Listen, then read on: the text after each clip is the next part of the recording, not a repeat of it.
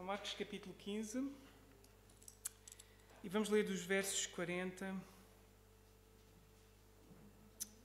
até aos versos 8 do capítulo seguinte. Assim diz a palavra do Senhor. E algumas mulheres também estavam ali, olhando de longe, entre as quais Maria Madalena, Maria, mãe de Tiago, e o mais novo, e de José e Salomé. Elas seguiam Jesus e o sabiam quando ele estava na Galileia. Estavam ali também muitas outras que tinham subido com ele para Jerusalém. Ao cair da tarde, por ser o dia da preparação, isto é, a véspera do sábado, José de Arimateia, ilustre membro do Sinédrio, que também esperava o reino de Deus, enchendo-se de coragem, foi a Pilatos e pediu o corpo de Jesus. Pilatos admirou-se de que ele já estivesse morto e, chamando o centurião, perguntou-lhe se de facto já havia morrido. E depois de informado pelo centurião, cedeu o corpo a José. Este, comprando um pano de linho, tirou o corpo da cruz, envolveu-o no pano e colocou-o num sepulcro aberto na rocha, e rolou uma pedra sobre a entrada do sepulcro. E Maria Madalena e Maria, mãe de José, observaram onde ele havia sido posto. Passado o sábado, Maria Madalena, Maria, mãe de Tiago e Salomé compraram essências aromáticas para ungir o corpo de Jesus. No primeiro dia da semana, bem cedo, ao nascer do sol, elas foram ao sepulcro e diziam umas às outras: quem nos removerá a pedra da entrada do sepulcro? Mas, levantando os olhos, notaram que a pedra, que era muito grande, já havia sido removida. Ao entrarem no sepulcro, viram um moço sentado à direita, vestido com um manto branco, e ficaram com medo. Ele, porém, lhes disse: não temais, procurai Jesus, o Nazareno que foi crucificado. Ele ressuscitou, não está aqui. Este é o lugar onde o puseram. Mas ide, dizei a seus discípulos e a Pedro, que ele vai adiante de vós, para a Galileia. Ali o vereis, como ele vos disse. Então elas saíram e fugiram do sepulcro, tremendo e assustadas, e não disseram nada a ninguém, pois estavam com medo. Senhor, te agradecemos pela tua palavra, te pedimos que me venhas guiar agora para expor a mesma com fidelidade e que venhas falar aos nossos corações por intermédio da mesma. Amém. O apóstolo Paulo, em 1 Coríntios capítulo 15, fala do quão central é a ressurreição para nós. Talvez alguns de nós não tenham a noção do quão séria é a ressurreição. Para terem alguma noção, está a fazer um bocado de feedback, podem baixar só um bocadinho? Eu vou aqui.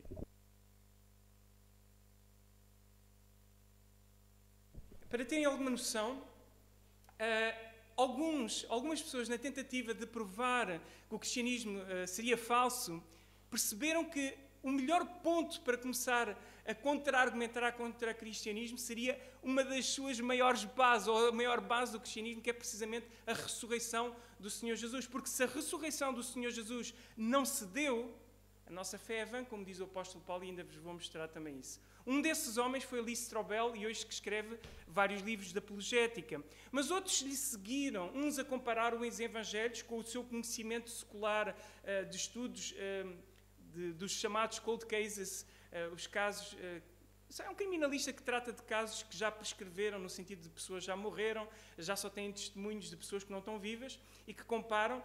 Fez também análise aos evangelhos e verificou a veracidade, precisamente, dos evangelhos. Vocês vão notar que o relato dos evangelhos em relação a este acontecimento tem algumas diferenças, porque não é forjado, porque é verdadeiro.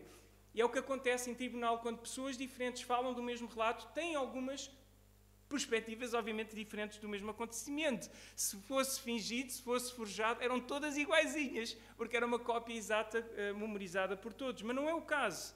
Todas relatam uma situação com uma certa complexibilidade, como até vamos poder ver. E um desses casos que estudou isso foi o Warren Wallace, que escreve um livro, Cold Case for Christ. Então trata precisamente uma demonstração em que os evangelhos são credíveis naquilo que dizem a respeito de Cristo. Ou seja, se os evangelistas fossem chamados a um tribunal dos dias de hoje, o seu relato era considerado válido de acordo com a ciência moderna em termos de investigação criminalista. Outro caso também é tentar provar que o cristianismo era falso, neste caso Josh McDowell, tem o seu momento eureka, como dizia o Arquimedes, em que de repente dá-se conta, não, o cristianismo é verdadeiro. Também há a busca de tentar provar que estas coisas eram falsas, e dados como estes da ressurreição, ele viu, há demasiados argumentos a favor da ressurreição, não dá para não crer. Eu hoje estou a terminar Marcos. Marcos é o mais concentrado de todos, não diz tudo o que há a ser dito sobre a ressurreição. Diz o suficiente para os seus leitores que eram gentios em Roma. Então, aqui, ok, não puseram isto. Depois temos que ver, eu lembro-me no fim de passar o número, que eu tenho que falar disso depois no fim. Agora não, é melhor no fim, eu esqueci-me disso. Para a semana é que tivemos um problema bom. Para a semana vão precisar de dar-me a informação de quem vem, porque senão não vamos conseguir ter toda a gente cá e eu tenho que organizar isso. Podemos ter que ter 2 cultos. Eu agora é que me estava a lembrar disso. Então, quem precisar depois do meu número, entretanto o Silas até vai passar ali. Eu estava-me a esquecer. Mas bem, voltando à mensagem, peço desculpa. Marcos é o mais concentrado dos 3. Então, eu vou-me concentrar principalmente no que Marcos diz e nos é suficiente para o dia de hoje. Mas como eu estava a dizer, ressurreição não é coisa pequena. Eu vou ler para vós 1 Coríntios 15, 12 a 19. Diz assim: ora, se é corrente pregar-se que Cristo ressuscitou dentre os mortos, como, pois, afirmam alguns entre vós que não há ressurreição dos mortos? E se não há ressurreição de entre os mortos, então Cristo não ressuscitou. E se Cristo não ressuscitou, é vã a nossa pregação e vã a vossa fé. E somos tidos por falsas testemunhas de Deus, porque temos asseverado contra Deus que Ele ressuscitou a Cristo, ao qual Ele não ressuscitou, se é certo que os mortos não ressuscitam. Porque se os mortos não ressuscitam, também Cristo não ressuscitou. E olhem agora com muita atenção. A argumentação de Paulo. Se Cristo não ressuscitou, é vã a vossa fé. Eu acho que muitos de nós passam uma vida inteira, ouvimos falar do Evangelho e nós não temos a noção da centralidade da ressurreição na nossa fé. Mas a verdade é que se Cristo não ressuscitou, se isto não aconteceu, estamos todos aqui a perder tempo, estamos apenas a nos entreter com mais um momento religioso, como qualquer outra seita inventada. Segundo ponto que ele afirma. Se Cristo não ressuscitou, primeiro ponto, a vossa fé é vã. Segundo ponto, e ainda permaneceis nos vossos pecados. Ou seja, nenhum de nós foi perdoado pelos nossos pecados. É que não basta Jesus ter morrido. Era preciso que ele também ressuscitasse. Terceiro ponto, os que dormitam em Cristo perecem. Ou seja, os que morreram crendo em Cristo, afinal continuam mortos. Não ressuscitaram, não voltaram, não estão na vida após a morte, que nós acreditamos nela. Quarto ponto, se a nossa esperança em Cristo se limita apenas a esta vida, ou seja, porque alguns acreditavam nisso, não há vida após a morte, olhem o que é que Paulo disse. Se a nossa esperança em Cristo se limita apenas a esta vida, somos os mais infelizes de todos os homens. Então parece que a vida é uma perda de tempo. Para nós não. Para aqueles que sabem que daqui a 100 anos, daqui a 200 anos, daqui a 400 anos, daqui a 1000 anos, daqui a 2000 anos, nós sabemos onde é que vamos estar. A tua vida faz muito mais sentido quando tu tens a noção de onde é que vais estar daqui a 3000 anos, 5000 anos, 6000 anos. Tudo passa a fazer outro sentido. A nossa fé não é vã. De facto, nós temos esperança na vida após a morte. A derradeira prova de Deus a respeito do seu Filho, como o próprio apóstolo Paulo trata, e vamos ver um pouco isso mais à frente, é precisamente a ressurreição do Senhor Jesus. A derradeira prova, inclusivamente, de que eu e tu vamos ter vida após a morte, vamos voltar a ter corpos regenerados, não mais iguais a estes, não mais corpos corrompíveis, que têm dor, que morrem, que pegam, nós ainda continuamos a pecar. A prova disso, a primícia, e vamos ver e vou-vos mostrar essas passagens, é o Senhor Jesus. Ele é a prova derradeira de que há vida após a morte. Há esperança, então é uma mensagem de esperança. Após a densa sexta-feira de trevas, de escuridão, de dor, de sofrimento, que me fez chorar uma pregação inteira o domingo passado. Não foi só as alergias, foi mesmo porque, de facto, o texto me afeta profundamente. Hoje é um dia de grande alegria, de grande exultação. E é neste contexto que nós vamos olhar para esta passagem. Apenas revendo um pouco os episódios anteriores, nós vimos o pleno homem, pleno Deus, a entregar a sua vida de forma voluntária. Eles não apanharam Jesus desprevenido, nós vimos já várias vezes, ele tinha dito várias vezes, eu vou sofrer, eu vou morrer, eu vou ressuscitar. Ele sabia muito bem ao que vinha e sabia que ia fazer isso para resgatar a muitos, para salvar o seu povo do seu pecado. Era esse o alvo dele. Ninguém tinha tocado em Jesus, como nós vimos a semana passada, se o próprio Jesus não deixasse. A razão pela qual Jesus, e vamos ver nesta passagem, não morre mais tardiamente, como eles estariam à espera, morre ao fim de 6 horas de crucificação, foi porque ninguém lhe pode tirar a vida. E nós vimos isso a semana passada. Ele mesmo dá a sua vida. E isso, para mim, é impressionante. Olhar como alguém tão poderoso quanto Jesus, alguém tão digno, alguém tão maravilhoso, se permitiu a tanta humilhação que eu e tu, se tivéssemos o poder dele, é como eu dizia-vos, de um momento para o outro, fulminávamos, iria a humanidade inteira. Acho que nenhum de nós, mesmo nós como humanos, nós não íamos querer que a humanidade continuasse tendo a consciência do quão maus nós somos e o quão vil era o que estávamos a fazer com o Filho de Deus, o Criador de todas as coisas. Por isso é impressionante o amor de Deus, o amor de Jesus, é impressionante. Então vemos pleno homem, pleno Deus, a ser julgado em 2 julgamentos perante gentios, isto segundo Marcos, e perante judeus, perante gentios, resistiu a todo esse escárnio, a todos esses maus tratos. Não resistiu, aliás, deixou passar-se por isso tudo e entregou a sua vida. Em contraste, nós vimos, em contraste com esse dar-se de Jesus para a nossa salvação, vimos o contrário no caso dos homens que achavam que estavam no domínio de alguma coisa, no poder de alguma coisa, até gozaram com Jesus. Então és tu o Cristo, o Filho de Deus bendito. Ou depois Pilatos a dizer, és tu o Rei dos Judeus. E gozaram com ele como se isso não fosse verdade, quando na verdade era verdade. No meio da sua tolice, eles estavam a dizer a verdade e nós vimos isso. E embora, de facto, o justo não deveria padecer numa cruz, de acordo com aquilo que nós olhamos as Escrituras e aquilo que é a vontade de Deus expressa nos seus mandamentos, de acordo com os seus decretos, ele permitiu que essa maldade acontecesse para que eu e tu pudéssemos ter vida em Cristo.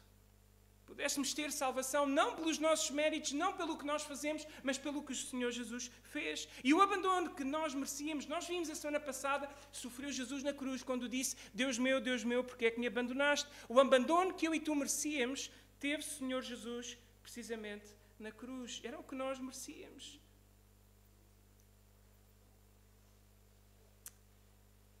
E vamos então começar esta nossa passagem de hoje, aparentemente um bocado extensa, mas não vou manter aquilo que é o essencial nela, começando com vermos o sepultamento e testemunhas improváveis. Eu vou dizer, não há ressurreição se não houver sepultamento. E não há sepultamento se não houver um morto. Dificilmente se sepulta alguém vivo, muito menos naquele contexto. Já houve alguns casos, mas vou-vos dizer, esse tipo de coisas não passavam assim facilmente a romanos, como vamos poder também analisar um pouco isso mais à frente. E começa assim o primeiro texto que nós lemos hoje. E algumas mulheres também estavam ali a olhar de longe, entre as quais Maria Madalena, Maria, mãe de Tiago, o mais novo, e de José e Salomé. Elas seguiam Jesus e o serviam quando ele estava na Galileia. Estavam ali também muitas outras que tinham subido com ele para Jerusalém. E é curioso que estas senhoras vão ser mencionadas mais à frente também, no final desta mesma passagem, deste primeiro trecho do 40 ao 47. E isto é importante, porque Marcos está-nos a introduzir que algumas das principais testemunhas que relataram a crucificação de Jesus e o lugar onde Jesus tinha sido crucificado eram mulheres. E já vamos ver porque é que isso era importante. 42. Ao cair da tarde, por ser o dia da preparação, isto é, a véspera do sábado, José de Arimateia, ilustre membro do Sinédrio, que também esperava o reino de Deus, enchendo-se de coragem, foi a Pilatos, pediu o corpo de Jesus. Pilatos admirou-se que ele já tivesse morto e, chamando o centurião, perguntou-lhe se ele já havia morrido de facto. E depois, informado pelo centurião, cedeu o corpo a José. Este, comprando um pano de linho, tirou o corpo da cruz, envolveu-o no pano, colocou num sepulcro aberto na rocha e rolou uma pedra sobre a entrada do sepulcro. E novamente aparecem as Nossas Senhoras. E Maria Madalena e Maria, mãe de José, observaram onde ele tinha sido posto. Porquê é que isto é importante? Primeiro ponto. Esta é uma cultura muito diferente da nossa dos dias de hoje, do século XXI. No primeiro século, na cultura judaica, se tu quisesses forjar um testemunho, inventar um testemunho a respeito da ressurreição do Senhor Jesus e não fosse isso verdade, tu não ias procurar mulheres como testemunhas, porque é verdade que era necessário 2 ou 3 testemunhas para, em tribunal, apresentar um caso. O problema é que essas 2 ou 3 testemunhas, se forem mulheres, não eram consideradas credíveis. E aqui há uma particularidade interessante, porque isso não vinha na lei de Deus, isso era uma questão cultural dos homens. E aqui até gostava de dar um parênteses. Geralmente, às vezes, se tem argumentado que Deus não usou mulheres em algumas circunstâncias na Bíblia porque as mulheres não iam ser escutadas. Eu vou-vos dizer, esse argumento de que Deus não usava mulheres porque mulheres não iam ser usadas não é verdadeiro. Mulheres foram usadas para testemunhar, mesmo sabendo que no primeiro século mulheres não iam ser escutadas.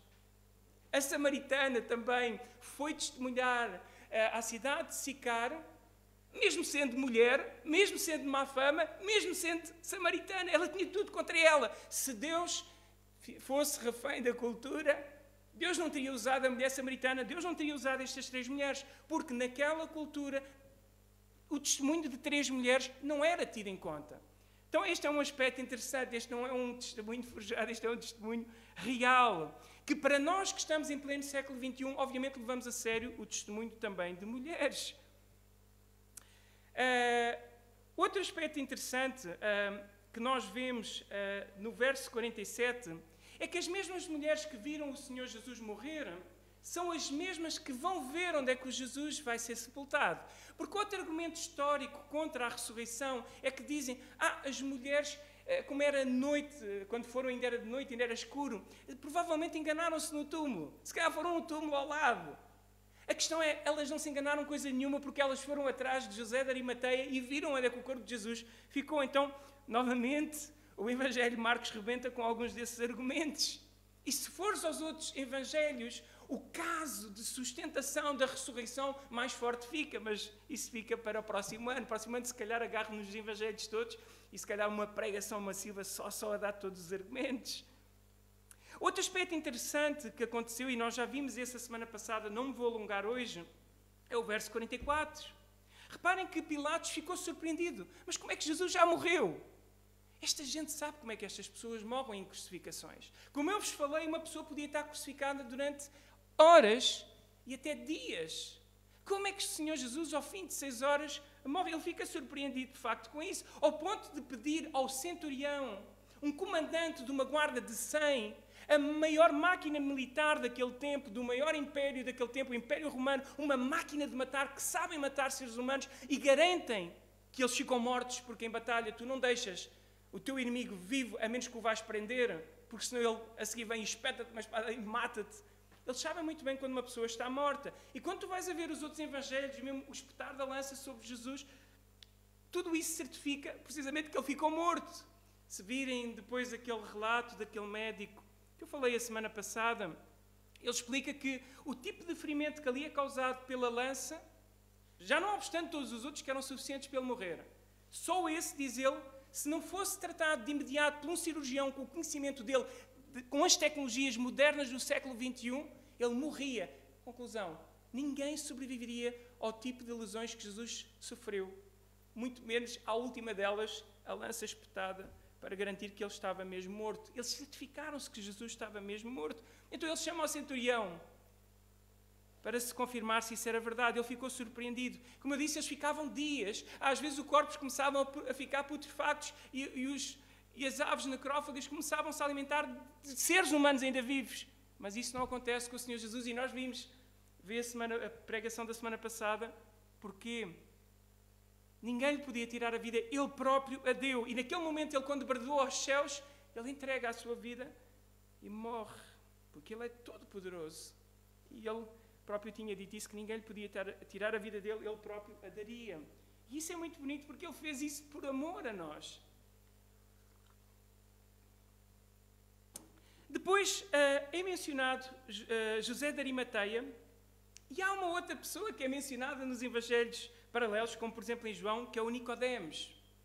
E eu acho estas 2 personagens interessantes e daria só para uma pregação para estas 2 personagens. Eu apenas quero fazer aqui um pequeno parênteses. Alguns de nós ainda continuam a ser, alguns de nós não, eu diria, infelizmente a maioria de nós nas nossas igrejas, no mundo, Infelizmente, pelo menos no mundo que não é perseguido, no mundo ocidental, nós somos muito José de Arimateia, nós somos bastante Nicodemos, discípulos ocultos, como dizem João 19, 38 e 39. Era um discípulo que, diz no verso 38, José de Arimateia, que era discípulo de Jesus, ainda que ocultamente por receio que tinha dos judeus. Sabem? Até ao final desta mensagem, a grande questão aqui é como a mensagem da ressurreição afeta a tua vida.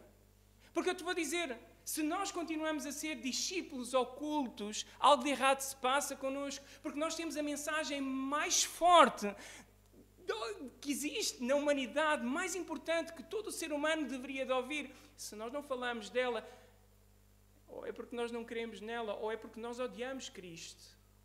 Não há aqui meios intermédios. Ou então permanecemos mortos, como diz uma música que eu vou ler para vocês no final desta mesma reunião. E é verdade, às vezes continuamos a viver como achando que podemos ser cristãos em oculto. Simpatizamos com o Senhor Jesus, mas não o queremos denunciar publicamente. Há várias reações, nós vamos ver até ao final deste sermão, precisamente à ressurreição do Senhor. E a minha pergunta é, até ao final, qual é a tua reação à ressurreição do Senhor? A passagem da ressurreição, começando do verso 1 a 4, mostra-nos que estas senhoras foram atrás do morto, não do vivo. Tu não vais fazer o embalsamento, e provavelmente não era o que elas iam fazer, na verdade elas iam era tratar do corpo, talvez para que ele não continuasse a cheirar mal. Outros poderiam pensar que fosse embalsamar, mas tu não vais fazer isso a um vivo. Estas senhoras estavam convictas de que iam encontrar Jesus, não o vivo, mas sim o morto. Não o ressurreto, mas sim Jesus morto. Então, 3 mulheres, entre as que acompanharam Jesus, foram as primeiras testemunhas precisamente da ressurreição, testemunhas inesperadas, de facto, de tal, e no primeiro dia da semana. Então, o que acontece é, no dia anterior, ao final de sábado, a partir das 6, acabava o sábado, puderam fazer a compra daquilo que precisavam, e é o que aparece logo no primeiro verso, e no primeiro dia da semana, logo mal elas podem, na segunda-feira não, desculpem, domingo, porque o primeiro dia da semana era domingo, para nós agora é que é segunda-feira, vão ao túmulo. Okay? Então diz assim a passagem: passando o sábado, Maria Madalena, Maria, mãe de Tiago e Salomé, compraram essências aromáticas para ungir o corpo de Jesus. No primeiro dia da semana, bem cedo, ao nascer do sol, elas foram ao sepulcro e diziam umas às outras: quem nos removerá a pedra da entrada do sepulcro? Mas levantando os olhos, notaram que a pedra era muito grande, já havia sido removida. Ora, como eu disse, elas não estão à espera de alguém vivo, muito menos ressuscitado. Iam à procura de alguém morto. O que é estranho é que, se tu lembrares tudo o que nós vimos no Evangelho até aqui, Jesus repetiu 3 vezes: eu vou sofrer, eu vou morrer, eu vou ressuscitar, no capítulo 8, no capítulo 9, no capítulo 10. No capítulo 9 ele 2 vezes reforça: eu vou ressuscitar. E toda esta gente continua com dúvidas que ele vai ressuscitar. Ainda hoje o João falava disso, o João Cid, do que viu em Lucas, com os discípulos de Jesus a caminho de Emaús. E nós vemos isso, após esta situação, várias pessoas continuaram incrédulas, até o próprio Tomé, a própria Maria Madalena, vários. Esta é a natureza do ser humano. Mesmo vendo todos os milagres, todos os sinais que o Senhor Jesus fez, continuavam incrédulos. Aquela incredulidade que nos acompanhou durante Marcos, em que aqueles que eram mais expectáveis de ter fé no Senhor Jesus, não tinham fé no Senhor Jesus. E aqueles que demonstraram alguma fé foram os mais improváveis, demonstrando o poder de Deus operar de forma sobrenatural neles. E assim também o faz em nós. E neste momento elas estão preocupadas porque elas têm grande carinho pelo Senhor Jesus. O serviram em vida e mesmo em morte continuam-lhe a ter carinho. Elas nem pensam no que estão a fazer. Elas correm em direção ao túmulo, nem se lembram que 3 senhoras, como é que elas vão mudar a pedra do sítio? E já naquele tempo havia assaltantes de túmulos. Podiam encontrar ladrões de túmulos para tentar roubar alguma coisa de valor naquele túmulo. Era perigoso. Diz o texto que ainda não era pleno dia, de facto ainda era escuro. Mas elas estão tão desejosas de chegar lá para cuidar do corpo do Senhor Jesus, que já estaria em putrefação. Elas não tiveram tempo de preparar, porque ninguém esperava que Jesus fosse crucificado naquela sexta-feira. E então elas correm sem pensar no que iriam encontrar. E é neste ambiente de incredulidade que tudo isto está a acontecer. Verso 5. Ao entrarem no sepulcro, viram um moço sentado à direita, vestido com um manto branco, e ficaram com medo. E vou-vos dizer, não é para menos. Marcos dá-nos a versão resumida. Se tu fosses a Mateus 28, ias ver que este era um homem como um relâmpago, e a sua veste era alva como a neve. Na verdade, era um anjo. Nós não sabemos qual dos anjos. Podia ser Gabriel ou podia ser Miguel. São os dois únicos anjos que têm nome na Bíblia mencionados. Provavelmente era um dos dois. Claramente viram alguém muito poderoso. Se 3 senhoras não conseguem mover uma pedra, garanto, mesmo um homem sozinho não ia conseguir mover este tipo de pedra. Uma pedra bastante grande que se lava ao túmulo. Uma pedra que descia de uma certa inclinação para cair no túmulo, mas para voltar a metê-la lá em cima, acreditam, eram precisos cerca de 5 a 6 homens com muita força para o fazer. Não era uma coisa fácil. E é natural que elas fiquem com medo, mas quem é este homem tão poderoso que consegue mover uma pedra? Para Marcos parece que este homem não era assim tão importante quanto isso. Fala muito pouco sobre ele. O importante neste homem, e no Evangelho tão resumido de Marcos, em que ele se atém àquilo que é essencial, é a mensagem. Sabem, o importante hoje não é o Filipe Teixeira que vos traz a mensagem. Não é nenhum de nós que já falou hoje desde a primeira reunião. Não é sequer o anjo, mas é daquele a quem nós falamos e a mensagem que nós temos. Esta mensagem é uma mensagem com 2 imperativos e com uma afirmação. Uma afirmação que muda por completo as nossas vidas quando nós entendemos o impacto que isso tem e a importância que isso tem para todo o ser humano. Vamos ver o que ele disse. Verso 6. Ele, porém, lhes disse: não tenhais medo. Procurai Jesus, o Nazareno, que foi crucificado. Ele ressuscitou, não está aqui. Este é o lugar onde o puseram. Este não temam é parecido com o não temam que outras vezes nós já vimos. Demónios temeram e tremeram perante Jesus. Gerazenos temeram e tremeram perante Jesus novamente pelo poder que Jesus tinha até sobre os demónios. Os discípulos no barco, quando viram que Jesus era Senhor sobre os elementos da natureza, temeram e tremeram. Esta é a reação real quando nós temos consciência de quem Ele é. E eles estavam a dizer: não tremas, não temam, melhor dizendo. A mulher com o fluxo de sangue, quando tocou Jesus, ela temeu, porque sabia quem é, porque percebeu que havia ali um poder fora do comum. Mas Jesus a eles lhes disse e acalmou os seus corações, tal como o anjo agora está a fazer, e o mesmo faz ainda hoje a nós. E já vamos lá. Jesus, após andar sobre as águas e eles ficarem todos cheios de medo, a pensar que era um fantasma, todos a tremerem e com medo, Jesus disse: tende coragem, sou eu, não temais. Também Jesus ao Jairo, quando foram anunciar ao Jairo que a sua filha já tinha morrido, Jesus apenas lhe disse o mesmo que eu te digo hoje: não temas, crê somente. Talvez tu estejas a viver a tua vida com medo da morte, com medo do Covid. O Covid tem travado a tua vida. O medo de outras doenças, o medo de outras coisas te fazem ter medo. Talvez tu neste momento não tenhas segurança de salvação. Talvez tu não tenhas a certeza. Se tu saís daquela porta, passar-te um carro em cima, talvez tu não tenhas a certeza se tu vais para junto de Deus. Talvez tu não tenhas a certeza se Deus te vai receber. Talvez tu ainda penses: bem, eu não sou bom o suficiente, eu tenho-te a dizer. De facto, tu não és bom o suficiente, eu não sou bom o suficiente. A única coisa que tu precisas saber é: não temas, crê somente. Neste caso, crê somente em Cristo, na obra de Cristo, nos méritos de Cristo, não nos teus. Caso contrário, é inútil a crucificação de Jesus. Não temas, crê somente. A mensagem é válida também para a nossa realidade hoje. Então, não temam, crê somente, foi o primeiro imperativo. Segunda afirmação que ele faz, e que é importante para nós hoje, disse: ele ressuscitou, não está aqui, este é o lugar onde o puseram. De nenhum outro homem, antes e depois de Jesus, foi dito isto. Porque sabem, na verdade, todos os outros homens que ressuscitaram pelo poder do próprio Senhor Jesus, todas as outras pessoas que ressuscitaram, todas elas voltaram a morrer. E este foi o primeiro que ressuscita, volta à vida com um corpo que não mais morre, que não mais tem dor. Ele é a primícia, como diz o apóstolo Paulo, do que vai também acontecer connosco.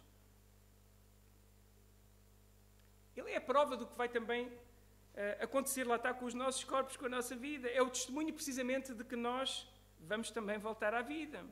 E termina com um imperativo. Mas ide, dizei aos seus discípulos e a Pedro que ele vai adiante de vós para a Galileia. Ali o vereis como ele vos disse. Olha, eu gostava que nós pensássemos sobre esta última afirmação.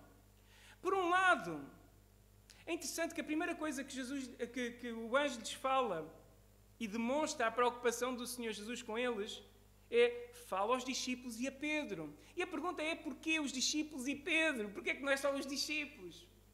Talvez nós tenhamos que recuar e lembrar que em Marcos já tinha falado que quando Jesus disse: vocês todos me vão abandonar, Pedro disse: não, Senhor, isso nunca vai acontecer. Jesus disse: Pedro, tu vais me negar 3 vezes. E ele volta a dizer: não, Senhor, isso não vai acontecer.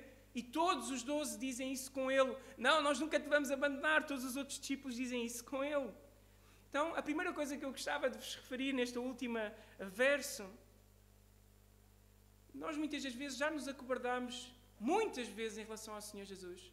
Muitas vezes nós tivemos contacto e temos contacto no nosso dia-a-dia com pessoas que nunca ouviram falar de Cristo ressurreto, nunca ouviram falar de que há vida após a morte, de que há esperança. Pessoas que continuam a viver uma vida de medo, medo da morte, medo do que vem depois, sem completa esperança, nem nesta vida, nem no porvir. E nós às vezes continuamos não a agir como verdadeiros discípulos. Lembrem-se que Jesus, no capítulo 8, tinha dito: quem quiser ser meu discípulo, negue-se a si mesmo, toma a sua cruz e siga-me. E isso implicava o que depois vem a seguir. Aquele que quiser ganhar a sua vida, perdê-la-á, mas aquele que perder a sua vida por amor de mim e do Evangelho, ganhá-la-á. Este chamado é um chamado que implica não ter vergonha. Mais à frente ele diz: aqueles que nesta presente geração adúltera e pecadora se envergonharem de mim, eu me envergonharei deles quando vier na glória do meu Pai. Volto a perguntar: qual a tua reação à mensagem do Evangelho? Como dizia Jordan Peterson bem recentemente, ele dizia: eu não compreendo, um grande pensador da atualidade, se ele é cristão ou não, eu não sei.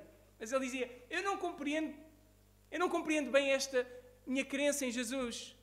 E aterroriza-me. Vou usar as minhas palavras, talvez não esteja a ser exatamente exato com as palavras exatas que ele disse, mas ele disse algo do género: aterroriza-me só o pensar a implicação que tem se de facto querermos que ele realmente é quem diz ser. E essa é a minha pergunta novamente para ti. Acreditas tu que Jesus realmente ressuscitou dos mortos? É que isso deveria trazer a maior alegria que tu podes ter na vida, porque tu sabes que se tu morreres neste momento, tu vais para junto do Pai, sabes que há esperança após a morte. Ia-te fazer levar essa mensagem a toda a gente. Devia-te ser o impacto natural em nós. Vamos ver como elas reagiram.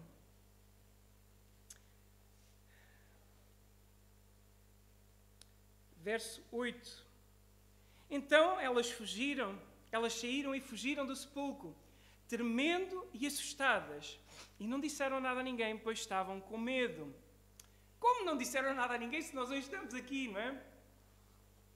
Na verdade, não disseram nada a ninguém, além dos próprios 12, inicialmente.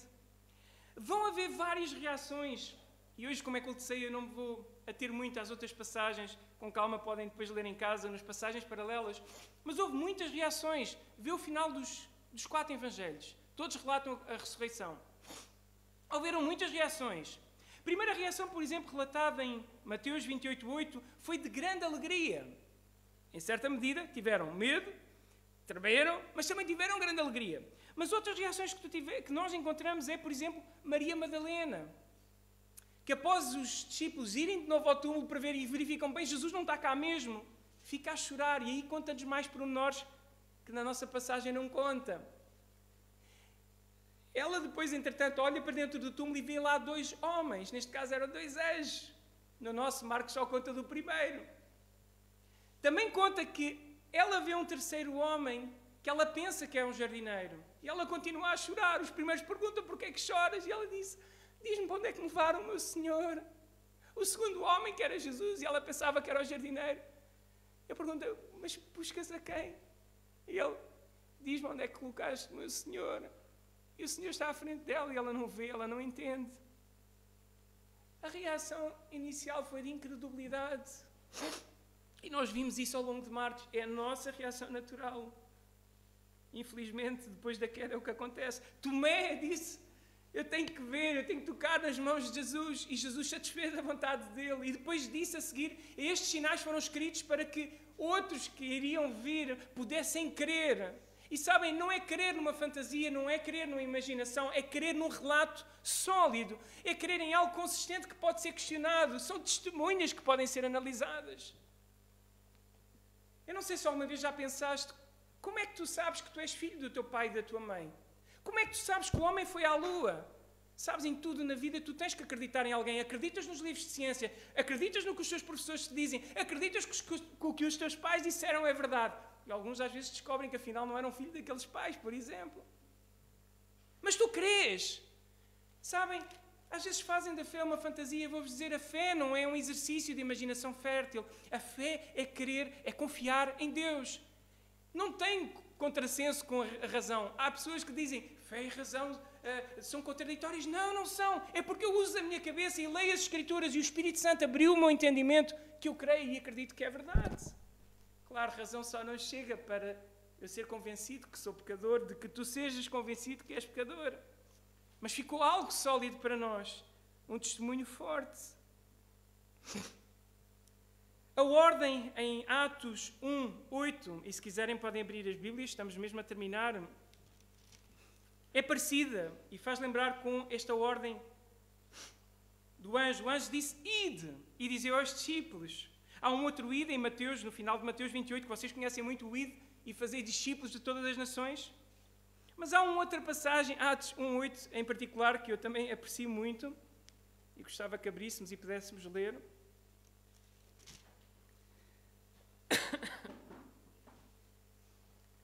E diz o seguinte,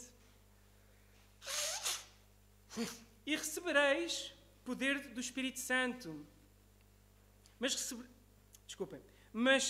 recebereis poder quando o Espírito Santo descer sobre vós, e sereis minhas testemunhas tanto em Jerusalém, como em toda a Judeia e Samaria, até aos confins da terra. E recebereis o Espírito Santo para que vocês ganhem muito dinheiro, para que vocês recebam curas e milagres o tempo todo. Eu vou-vos dizer, alguns têm pregado isso. E recebereis do Espírito Santo para que a vossa vida vos corra bem em todas as áreas da vossa vida. É isso que diz? Não, não é. E recebereis do Espírito Santo para que todos os vossos sonhos se realizem. Também não diz isso. Mas diz que recebereis poder do alto, neste caso poder que vem pelo próprio Espírito Santo, para sermos testemunhas. E a grande pergunta que eu vos coloco no final desta mensagem é, que impacto tem a ressurreição sobre ti? Sabendo tu que a ressurreição é o que garante que nós próprios vamos ter um corpo ressurreto, como Paulo diz em 1 Coríntios 6,14, Deus ressuscitou o Senhor e também nos ressuscitará a nós pelo seu poder. E depois em 1 Coríntios 15:20 diz, Cristo é as primícias dos que dormem. É o primeiro fruto da terra. É o primeiro que para nós provarmos como o fruto que vem a seguir é muito bom. A ressurreição de Cristo assegura que tu vais ter um corpo ressurreto, assegura que tu vai haver vida após a morte. A ressurreição de Cristo assegura que tu hoje podes orar ao Pai e que Ele te ouça. Olhem, por exemplo, Romanos 4:25, que eu vou ler. O qual, por nossos pecados, foi entregue e ressuscitou para nossa justificação. Tu hoje podes orar perante Deus, mesmo sendo tu um mísero pecador como eu. Não porque tu faças coisas boas, não porque tu algum dia vais ser perfeito, nunca vais conseguir, mas que tu perante Deus, se tu colocas a tua confiança em Cristo, és considerado justo. E isso te dá acesso ao Pai. Porquê? Por causa da ressurreição. Então, o primeiro ponto que nós vimos, que benefício temos vamos também ressuscitar. Ele é a prova. Segundo ponto, permite que nós oremos ao Pai. São as implicações diretas disto para a nossa vida. Terceiro ponto, 1 de Pedro 1:3-5. Bendito Deus e Pai de nosso Senhor Jesus Cristo, que segundo a sua muita misericórdia nos regenerou para uma vida de esperança. Para uma viva esperança, mediante a ressurreição de Jesus Cristo dentre os mortos, para uma herança incorruptível, sem mácula, imarcessível, reservada nos céus para vós outros, que sois guardados pelo poder de Deus, mediante a fé para a salvação preparada para revelar-se no último dia. Reparem que o verso 6 diz, nos regenerou para uma vida, uma viva esperança, mediante a ressurreição. Então, eu volto a frisar-te. Tu tens esperança da vida eterna. Tu sabes que és considerado justo perante Deus e é por isso que tu hoje podes orar a Deus. E terceiro ponto, Deus começa a trabalhar na tua vida e a regenerar a tua vida. A esperança que tu tens de que não vais ser o mesmo até a vinda do Senhor Jesus ou a tua partida e tu vais continuar a caminhar em santidade é pelo poder da ressurreição. Aquelas mesmas áreas da tua vida que tu lutas e tu sabes no teu interior que não estão bem e tu estás a lutar contra o pecado e te faz sentir mal e que às vezes até te faz ter medo de te aproximar de Deus dizendo eu não sou digno, eu vou te dizer sim, não és digno, por isso é que precisas de aproximar dele. Por isso é que tu tens que lembrar de Cristo ressurreto para que tu digas ao diabo quando te enganar a dizer não és digno, tu digas sim, é verdade, eu não sou digno, mas é por isso que eu tenho que me aproximar. E eu me aproximo porque pelo que Jesus fez na cruz eu sou considerado justo pela cruz e pela ressurreição. E tu sabes que Deus santifica a tua vida, tu assim o buscando em oração, precisamente pelo poder da ressurreição. Gostava de ler para vós a música de alguém que levou muito a sério as palavras do Senhor Jesus. Keith Green foi um autêntico tornado no seu tempo. De tal maneira ele levou a sério quando se converteu, que até os cristãos tiveram muita dificuldade, os amigos cristãos dele, em lidar com ele, porque ele levou, a expressão agora vai ser errada, demasiado a sério as palavras de Jesus. Não foi demasiado, ele é que estava certo, nós é que estamos errados. Keith Green, as músicas dele são muito fortes, procurem, ele já faleceu, eu acho que ele converteu-se mais ou menos, eu creio que em 73, ou seja, já é alguém de, já não da minha geração. As músicas dele são muito antigas, mas são muito interessantes em termos de letra. E não são fáceis. Nós precisamos que Deus levante, nesta geração, pessoas com coragem de dizer o que Ele disse. E vejam como aplica-se muito bem no dia em que hoje estamos e no final desta mensagem. A pergunta é, crês tu no poder da ressurreição? Crês tu no Cristo ressurreto? Qual vai ser a tua reação a Cristo ressurreto? É a minha pergunta. Vamos ver a música do Keith Green, eu vou só ler para vós.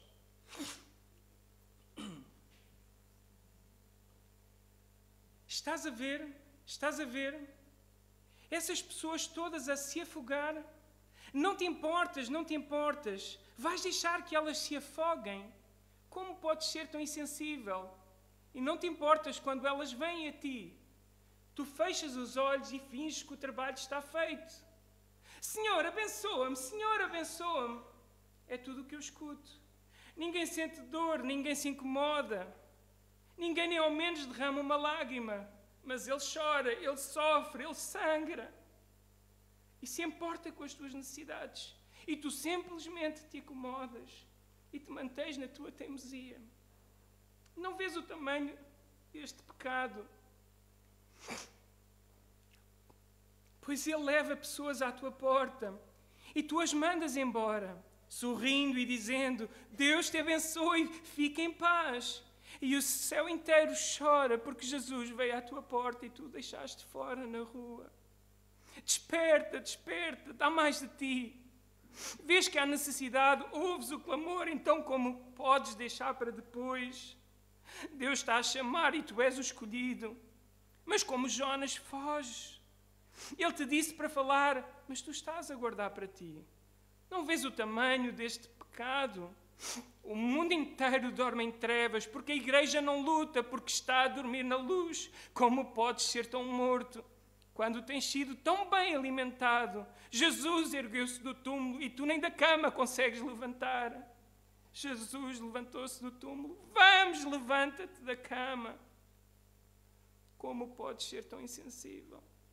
E não te importas quando as pessoas vêm a ti. Tu fechas os olhos e finges que o trabalho está feito. Tu fechas os olhos e finges que o trabalho está feito. Não feches os olhos, não finges que o trabalho está feito. Sai, sai e vem comigo, querido. Sai desse engano, vem comigo, querido. Eu vou voltar a ler. Eu acho que vale a pena ouvir esta exortação deste crente que já faleceu. Talvez agora, ouvindo segunda vez, a coisa bata claro dentro dos nossos corações. Estás a ver, estás a ver? Essas pessoas todas a se afogar. Não te importas, não te importas. Vais deixar que elas se afoguem. Como podes ser tão insensível? E não te importas quando elas vêm a ti. Tu fechas os olhos e finges que o trabalho está feito. Senhor, abençoa-me, abençoa-me. É tudo o que eu escuto. Ninguém sente dor, ninguém se incomoda, ninguém nem ao menos derrama uma lágrima.